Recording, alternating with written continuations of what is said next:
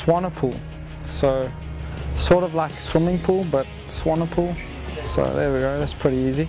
Well, last year was a pretty difficult year. I started off racing and I was in Europe.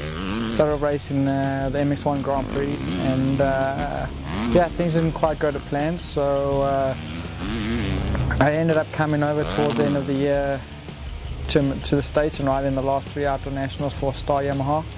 And yeah, the rest is history, you know. So yeah, that's pretty much 2010. You know, when you ride in, you know, back home in South Africa, that's always sort of the dream, is to sort of go to Europe and then America.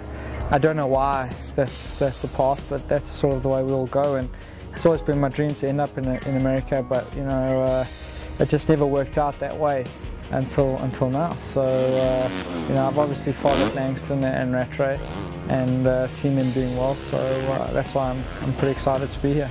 Yeah, we watch pretty much every round, you know, either the race 6 post show or something. So we definitely, I watch pretty much every race, or try to watch it live if we can.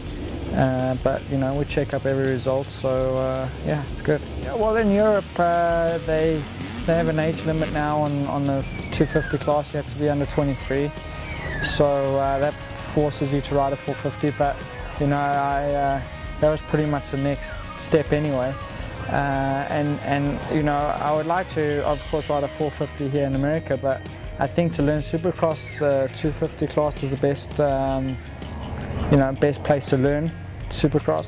So I wouldn't want to just jump in the deep end and ride 450s as the first year of Supercross. So that's obviously why it makes sense to ride the light bike first. It's the first time I've been riding Supercross, so we're taking a while to adapt to it, but it's getting there.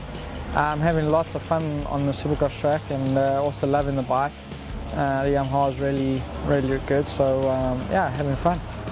Just to see how big it is, really. You know, I've never been to Supercross besides the US Open, but so just to see how big it is, really. You know, everyone says it's huge, so that'll be interesting. You know, we haven't done much testing yet on the race bike, but you know, my training bike's really good anyway.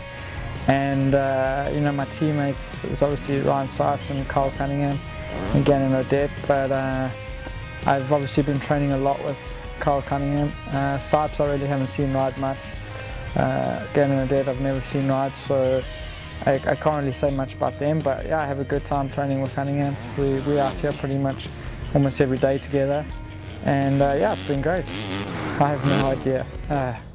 You know, that's the thing, like, it's really interesting, you know, you sort of, you know, in your own little world here. I see obviously my teammates and the other Yamaha guys out riding, but I don't see any of the other guys, so I have no idea who's fast, who's not fast, to who's going to be, you know, I have no idea. So that's the interesting part of it, you know. In Europe, you sort of know who's going to be the main guys, but at the moment I have no clue who's going to be good.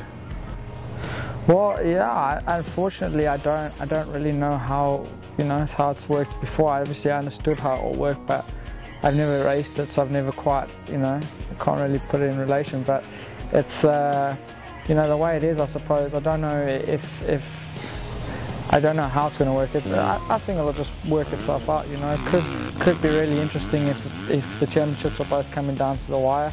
You know, maybe have an East Coast guy taking out a West Coast guy or something like that. But I think it's interesting, so it's definitely going to be good for the fans and good, you know, it's always good for a change.